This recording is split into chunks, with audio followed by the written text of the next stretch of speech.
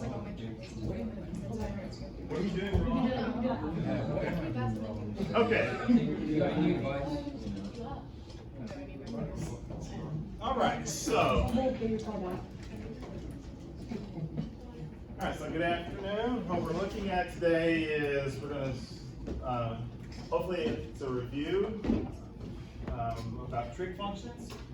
And we're going to talk about trig functions because we're going to be using them from here on through at least through this semester and some into the next semester.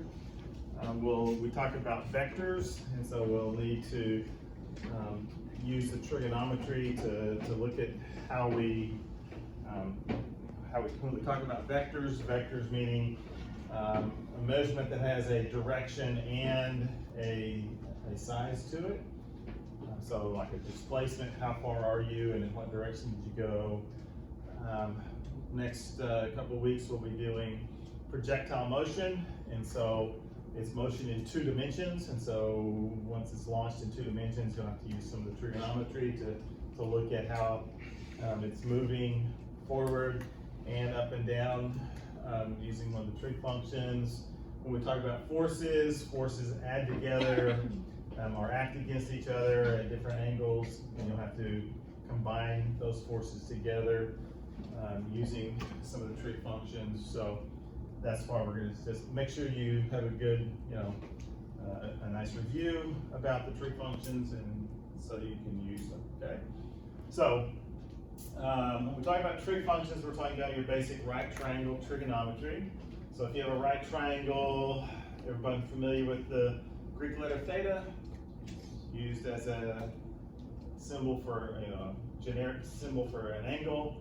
And then if we have these labeled A, B, and C, then if it's a right triangle, A, B, and C are related together using Pythagorean theorem. And then does everyone understand the 3 basic trig functions: sine, cosine, tangent? Okay, sine's opposite over hypotenuse, cosine is defined as adjacent over hypotenuse, tangent opposite over adjacent. Okay. All right, then here is going to be our coordinate system that we're going to be using. So, and I'm going to try and use this same coordinate system throughout so that it's consistent. And it should be consistent with what you have in math. So to the positive x direction is 0 degrees, and then we go counterclockwise, and that's what that represents, CCW, counterclockwise. As we go counterclockwise, then that's the positive direction for your angle measurements. So when we get to the positive y, that's 90 degrees. Get over here to the negative x, that's 180 degrees. Keep going around, when it points straight down to the negative y, that's 270, and then counts back up to 259, 359, 360, back at 0 degrees, all the way around. Okay, so that's our coordinate system. Okay, when we use directions, like in navigational directions, we're going to let 0 degrees be east. That's your positive x. Along the positive y-axis is going to be 90 degrees, and that's north. The negative x-axis, 180 degrees, that'll be west. And then pointing downward in the negative y direction, 270 degrees, that's going to be south. Okay. Now, if you pull out your compass and turn your compass on your phone, that's not the standard navigational coordinate system. Okay. So if you look at your standard navigational coordinate system, if this is east and this is north, 0 degrees is north, and then standard navigation counts clockwise. So this would be 90, south would be 180, west is 270.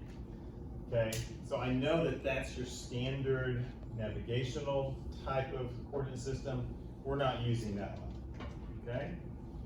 We're going to use this coordinate system because it's consistent with your math, consistent with the math, with the unit circle, with quadrant 1 here being where you have positive x and positive y, quadrant 2 we have positive y and negative x. Quadrant 3, we have negative x, negative y.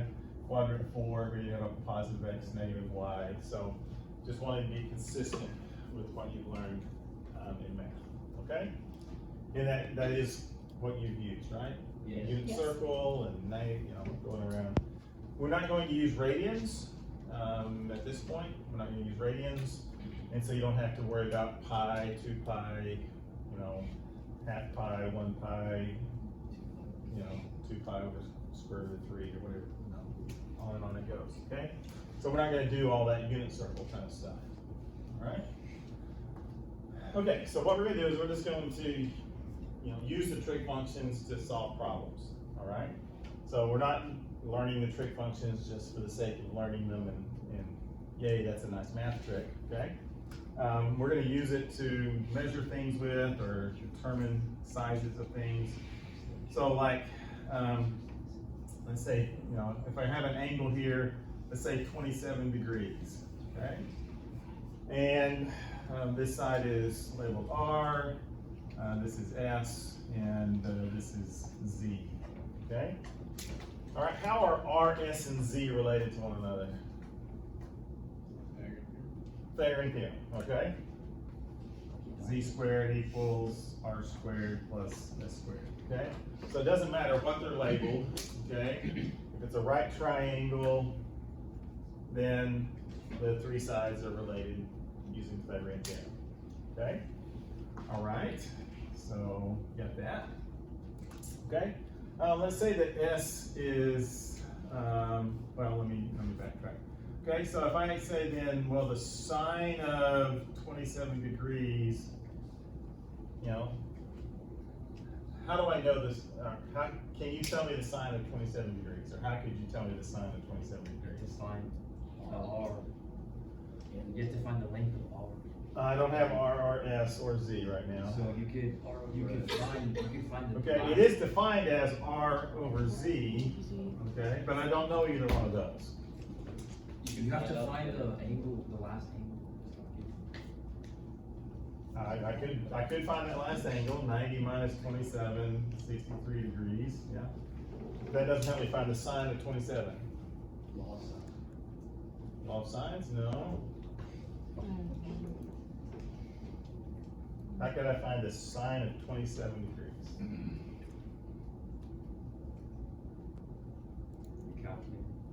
Calculator, how would you use your calculator? Oh, you type in the sign of 27. Right. You just put it in. Right, you push a button sign and you put 27 and you hit enter. Okay. And on your calculator display it says sine 27 and it gives you an answer. Okay. And what's that answer say? 3 decimal places. What would it be? 0.956. Make sure you're in degrees. Everything we're going to do is in degrees. You make sure you're in the degree mode. How much? 0.454. Okay. 0.454. Okay. Alright. Charlie, is that what you got after you changed it? Okay. Alright. So, now I could ask you any angle. Alright, let's say sine of, let's say 34.9 degrees. Okay, what would be the sine of that? 0.572.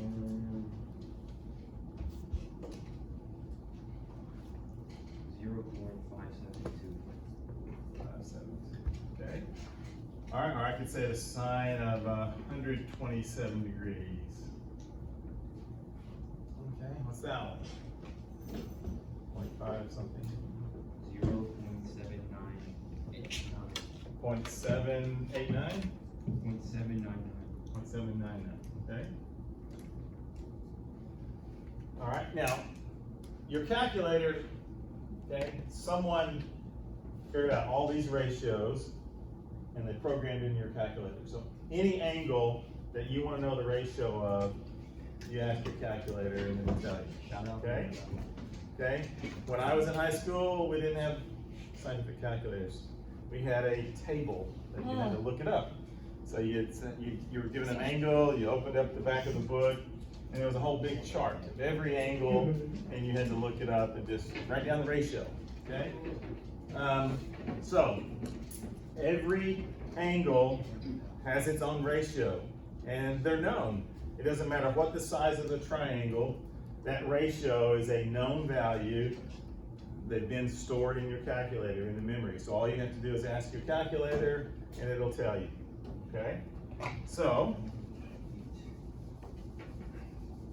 all right, so let's say then that S here is 5 meters, and I'd like to know what R is, okay? How would I use the angle and I got you. the 5 to figure out what R is? You got it, how would you do that? Sine 63, or 63. Nope. So you do Sine of 27. R over 5. Sine of You would do 27. 5 over Sine sine is- 63. Sine is opposite over hypotenuse. R over Sine. 5, Yeah. okay? But that's the ratio of what two sides? Oh, The opposite. Opposite and adjacent, okay? So this is the ratio of the opposite and the adjacent, That's Okay. tangent. and that's the tangent, right? So the tangent of 27 degrees equals opposite over adjacent, R over 5, Would it okay? just be 5 to 27? I mean, you're correct. Right, right, and so when you rearrange, you do the algebra, multiply both sides by 5, rearrange it, you have 5 times tangent 27 degrees, so that's what you type in your calculator.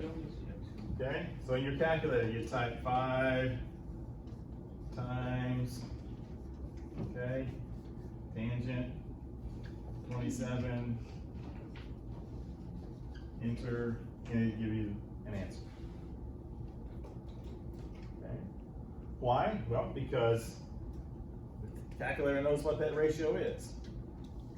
All right, and you're telling it that this side is 5 meters, and you're trying to determine, using that ratio, what's R. And so what'd you get for R? Yeah.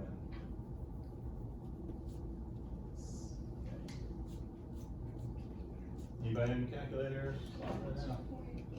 Everybody's gonna need their calculator today. You're gonna be doing some of these. How much? Okay, so 2.55 meters. Okay.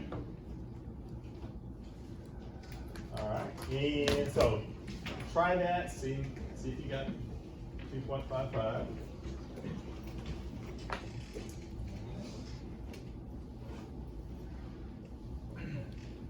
All right, now let's see.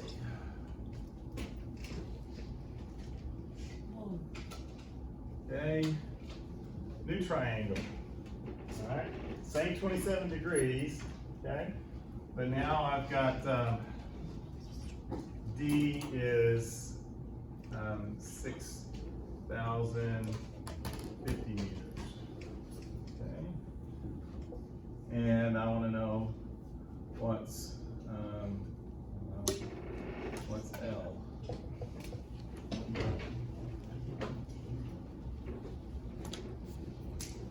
Okay, what was the question about tangent? Like, why do they have to be tangent? Why does it have to be tangent? Good question. Why does it have to be tangent?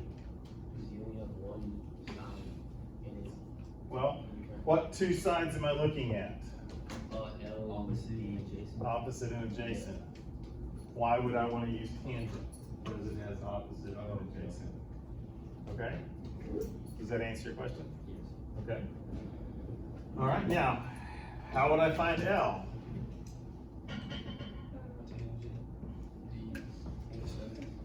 All right. Tangent 27 equals opposite over adjacent. Okay, so it's still opposite over adjacent. Okay, so in this case it's L over D. Okay, so tangent 27 degrees equals L over 6,500, 6,050.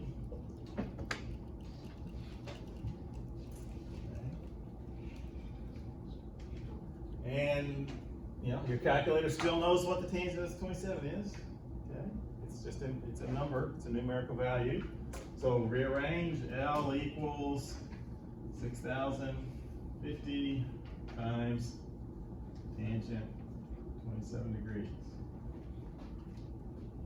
3,082. How much? 2082. 1260. 3,082, is that what you said? Yes. 3,000. 26. 3,082. 3,082, okay? All right, now, how would it be different if instead of this 6,500, it was, say here, the distance from here to the sun, 62 million miles, okay? How would it be different? You just have to multiply it. Right. It's the same angle, same ratio, okay? It's just a different number in the denominator, and you end up with a different number, okay? All right, so let me ask another question, okay? So, what is, we said R was 2.55, okay? So what's the ratio of R over S? Okay, so 2.55 over 5. What's that equal?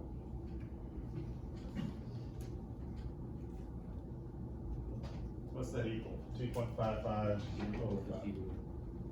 0.51? Okay. All right, now what's the ratio of L over D? Okay, so 3,082.6 over 6,050.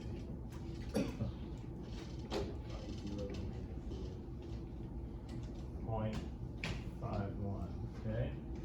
What's the tangent of 27 degrees? Right, 0.51, okay? How can they all be equal to the same thing? Because they're all in the variable. Right, they're all the same thing. I mean, they're all the definition of the tangent. Okay? Opposite over adjacent. They're all this, it's all trying to prove to you that the ratio is the same. So it doesn't matter the size of the triangle, okay? It could be the small triangle, the opposite over adjacent. If it's a 27-degree angle, the ratio's 0.51. If it's the larger triangle, opposite over adjacent, 0.51, okay? Instead of using opposite over adjacent, if I use the other name for that ratio, instead of opposite over adjacent, I use tangent of 27 degrees, which is defined as opposite over adjacent, 0.51, okay? So that's the concept of the trig functions, is that they are a ratio of the sides of the right triangle, okay? So they all equal the same thing because they're all defining the same thing. It's that same ratio, opposite over adjacent, opposite over adjacent, opposite over adjacent, okay? And so that's a lot of how we're going to be using the trig functions, is that you'll be given two of the sides and find the third side, or you'll be given an angle in the side and you'll be asked to find the other sides, okay? All right, so let's do a different ratio. So now my triangle looks like this. So here's theta, and I have Z is 16 meters, and M here is 37.7 meters. Okay.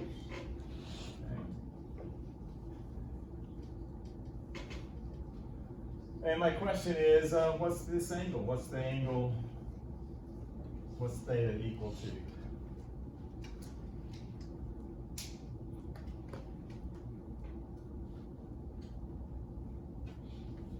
Okay. What's theta equal to? This is still a right triangle here. 25.1. 25.1. Okay, how'd you do that? Put negative sign and then 16 by Okay, why'd you use the sine function? negative. You're right, why'd you use the sine function though? Because we're trying to find the angle. Right, but why did you choose sine instead of cosine or tangent? Oh, because they're the opposite and hypotenuse. Okay, right, because here's my angle, this Z is opposite, so that's my opposite side. This is my longest side, that's my hypotenuse. So, right, so that's why you should choose the sine function, okay? So I'm gonna write it like this, you're right in what you did, okay? So the sine of that angle equals my ratio, opposite over hypotenuse, okay? So the sine of that angle equals 16 over 37.7. Okay. All right. So I told you that your calculator has all of, has all the angles programmed in or in the memory, and it can tell you, since it knows the angles, it can tell you, what the tangent, the cosine, the sine of that angle is. Okay. It can also do the opposite direction. It knows all the ratios, and so if you ask it, what's the ratio, what angle equals this ratio, it will tell you the angle also. So you can give it the angle and it'll tell you the ratio, or you can give it the ratio and it'll tell you the angle. All right, you just have to ask it the right way. And he had it right. The angle then is equal to the inverse sine of that ratio. Okay, so the inverse sine of that new number gives you the angle. Okay, so, and you said that angle was what now? 25.1 degrees. All right, so you told the calculator what angle it was, you told it which trig function to use, and it has those angles memorized, and so it was able to tell you what angle it was. Okay. And so you'll be using the trig functions in both directions, okay? What does that look like when you type it in? Well, second sine, and that, that'll say inverse sine, and then you type in your 16 divided by 37.7, and then you put enter, and then it gives you that numerical value. Okay. All right. So, is that familiar to you? It looks like what you've done before. Okay. Do you have another question? Anything anything I haven't covered as a review that you would like to see or anything like that? Okay, then what I've got is a worksheet to let you review some on your own and with each other. And if you have a question, then please ask. I don't have this one.